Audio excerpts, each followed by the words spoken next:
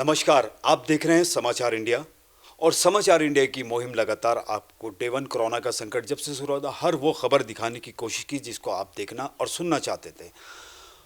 Corona काल में जितने भी हमारे वॉरियर थे हम हमेशा आपके सामने उनको पेश करते रहे। एक नाम पंकज मैसून जो व्यापार मंडल के अध्यक्ष हैं और व्यापार हित के लिए उन्होंने हमेशा एक बहुत ही सराहनीय काम किए हैं। लॉकडाउन से लेके आज तक ना वो रुके ना थके। हमारे हिंदुस्तान में गणतंत्र दिवस का जो त्यौहार है बड़े जोश और उल्लास के साथ मनाया जाता है। सबसे पहले तो हम उनको इसी की बहुत बड़ी शुभकामनाएं और बहुत सारी बधाई देंगे कि आपने जितने भी कार्य करे बहुत सम्मानित है। आज हिंदुस्तान का वो आने वाला त्यौहार है गणतंत्र दिवस जिसको बहुत दिलों और उल्लास से मनाया जाता है, जो इतिहास के पन्नों में एक नाम दर्ज है और आने वाली कई नस्लें उसको मनाते रहेंगे। उसके लिए क्या देश और दुनिया के लिए संदेश?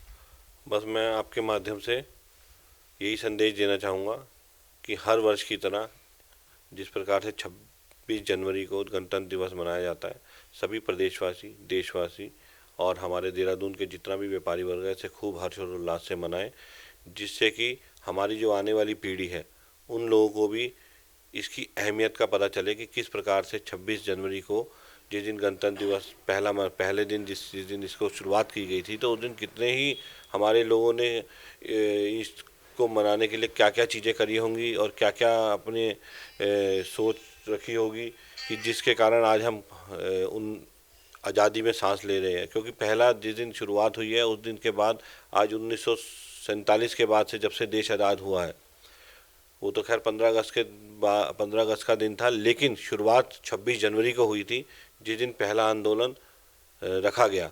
तो मैं आपके माध्यम से यही बताना चाहूँगा कि आगे भी इसकी अहमियत हम अपने बच्चों को भी बताएं और आने वाली पीढ़ी को भी इसकी अहमियत को समझाएं, ताकि वो लोग भी इसे जिस प्रकार से आज हम 26 जनवरी को मनाते हैं आगे भी मनाई जाए। पंकज भाई, एक मैं छोटा सा सवाल पूछना चाहूँगा। आज आपका जो दून व्यापार मंडल है उसको तकरीबन 4 साल हो चुके हैं, 4 से 6 साल हो चुके हैं और लगभग आपने पहले दिन से ही बहुत कोशिशें करी।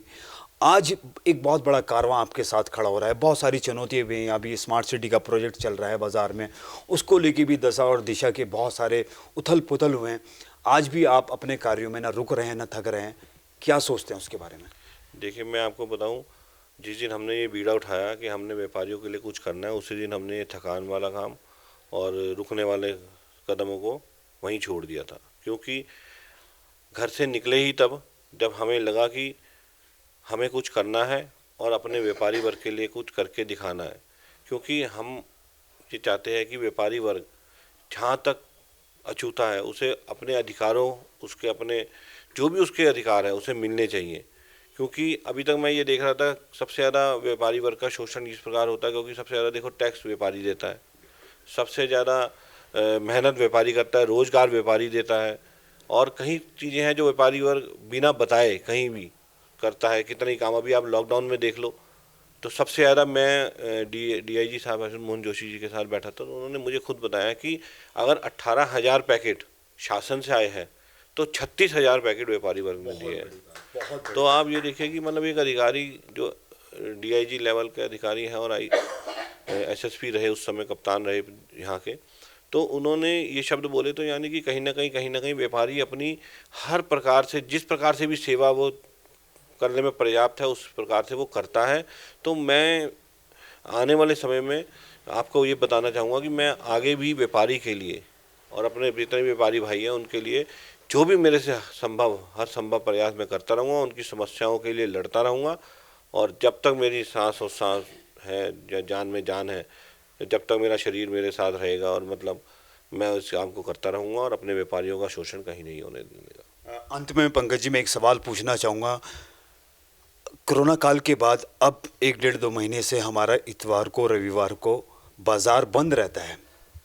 इस बाज़ार की दशा जो थी पिछले 20-30 साल पहले हुआ करता था कि रविवार को हमारा बाज़ार बंद रहता था, तो व्यापारी वर्ग क्या होता था कि अपने बच्चों के साथ, अपनी फैमिली के साथ, अपने रिश्तों नातों के साथ टाइम स्पेंड कर लिया जाता। कई व्यापारी इसका विरोध भी कर रहे हैं और कुछ समर्थन भी कर रहे हैं।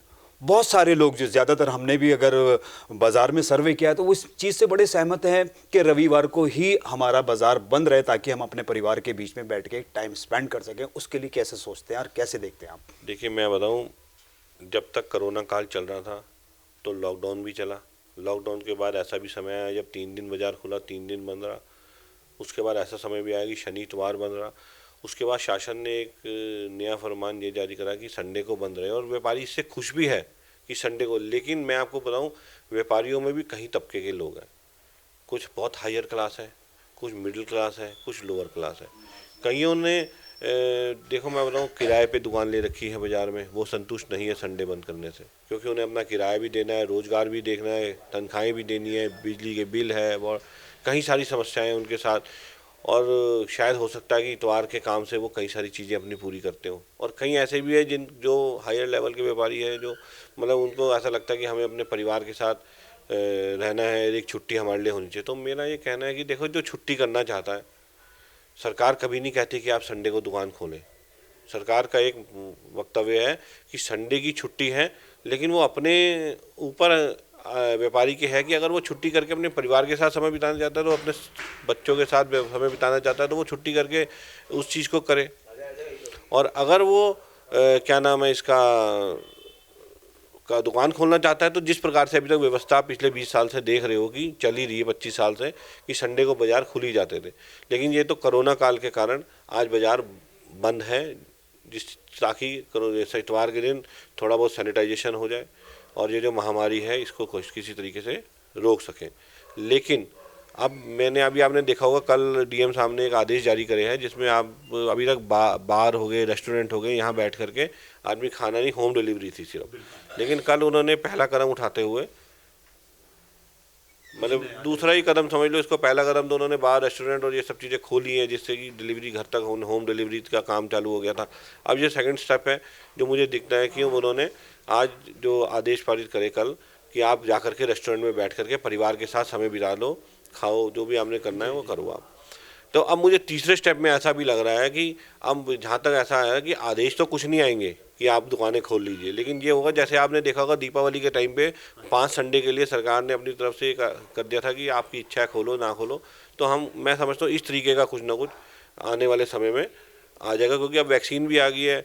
अच्छा, जिनकी मंशाएं, मेरा तत्व है कि जिनकी मंशा है अपनी दुकान बंद रखे, संडे को अपना मौज मस्ती करें, जाना घूमना, बच्चों के साथ रहना, वो अपने साथ अपने हिसाब से उस हिसाब से करें। और जिनका काम नहीं चलता, कहीं है, मैं कहीं जगह मैं तो घूमता रहता हूँ और देखता रहता हूँ, कहीं व्यापारियों का काम बिल्कुल ही नहीं चलता, मैं देख रहा हूँ संडे ना खुलने के कारण।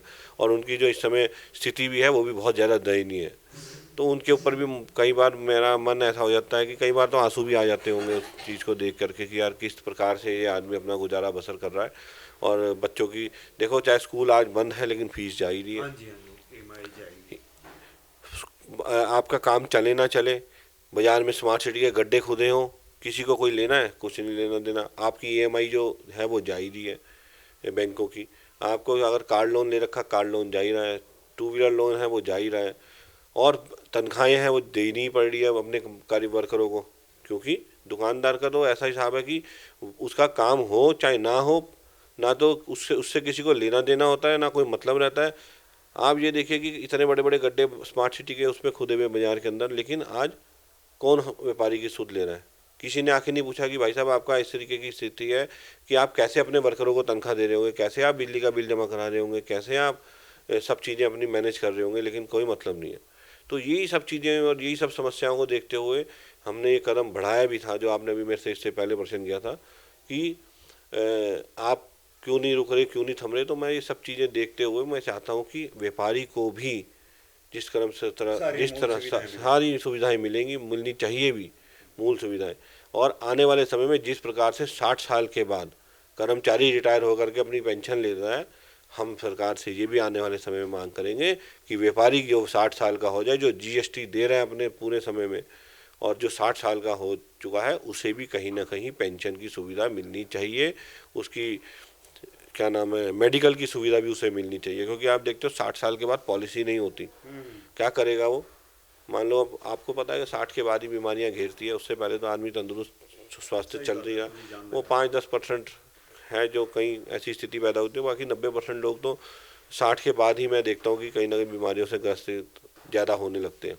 उसके बाद आपको पॉलिसी नहीं मिलेगी अगर आपने पहले नहीं करा रखी है तो ये सब चीज़ें देख करके जो अभी पीछे हमारे प्रधानमंत्री जी की और यहाँ माननीय मुख्यमंत्री जी ने वो जो कार्ड इशू करा था, आयुष्मान कार्ड, उससे भी काफ़ी फैसिलिटी मिल रही है। लेकिन मेरा कहना यह है कि लेकिन आने वाले समय में हमें इसको व्यापारियों को भी पेंशन योजना में लाना होगा, पहली बात। और दूसरी जो है वो ये है कि क्या नाम है, एक आयोग का गठन भी करना होगा सरकार को आने वाले समय में व्यापारियों के लिए, जिसकी मांग हम समय समय पे उठा रहे हैं।